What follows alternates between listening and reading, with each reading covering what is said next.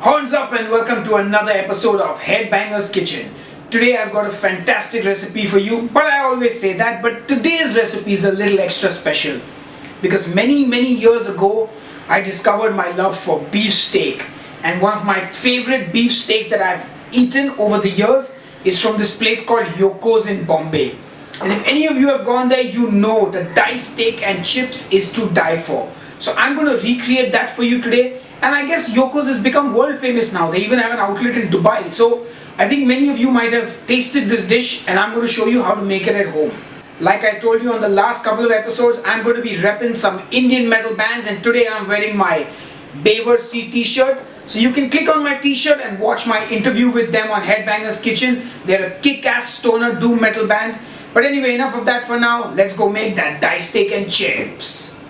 So to make our diced steak and chips, we're going to use some beef tenderloin.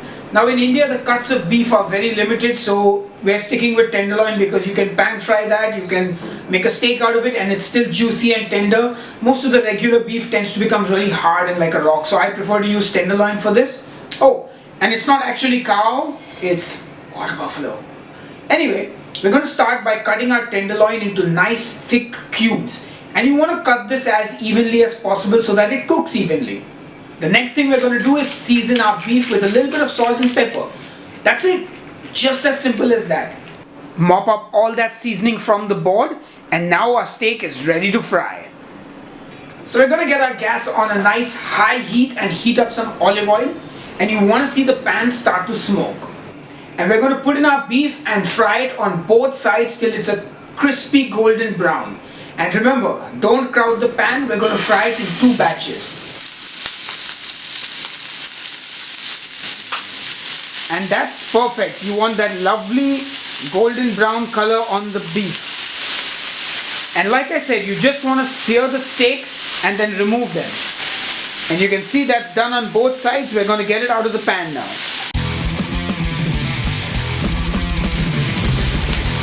Now we're going to put a little more oil in the pan and fry the second batch of steaks.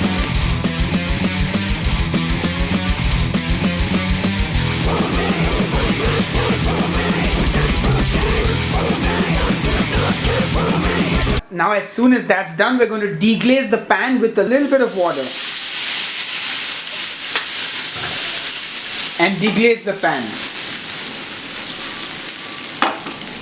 Next, we're going to add in the resting juices from the beef. And this sauce already has loads of flavor. To this, we're just going to add a tablespoon of soya sauce and a tablespoon of Worcestershire sauce.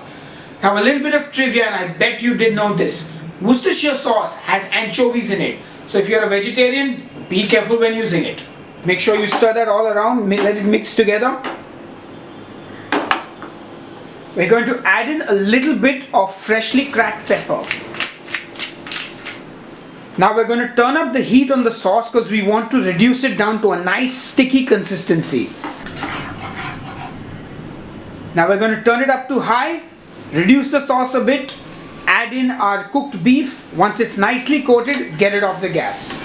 Give that a good mix till all the beef is coated nicely. Look at that. It's getting more syrupy, and you want to cook it down just a bit more.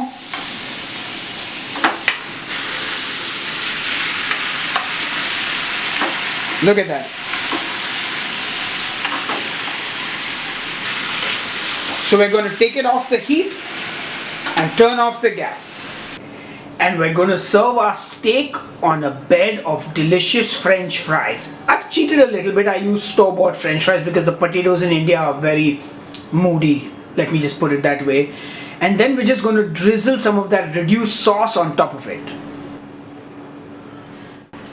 And there you have it. Delicious diced steak and chips. Alright guys, here is our diced steak and chips, just like they make it at Yoko's. And I'm going to give it a taste now. Wow.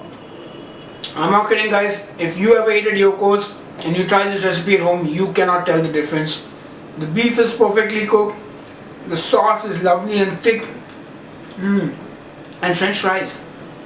How can you go wrong? This is amazing. Hope you guys enjoyed this episode. Please give us the thumbs up. Oops. Give us the thumbs up and subscribe to our YouTube channel if you like what you see. And leave me a comment. Tell me how this turned out. Tell me what you want to see me make on the next episode of Headbanger's Kitchen. Until then, cheers and keep cooking. Don't want to waste any of that sauce. I'm going to keep eating. This one is really good.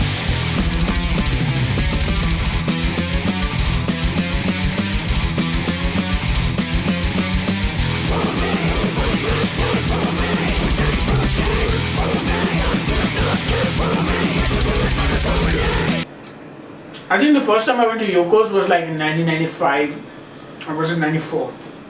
But the memory still remains. Enjoy.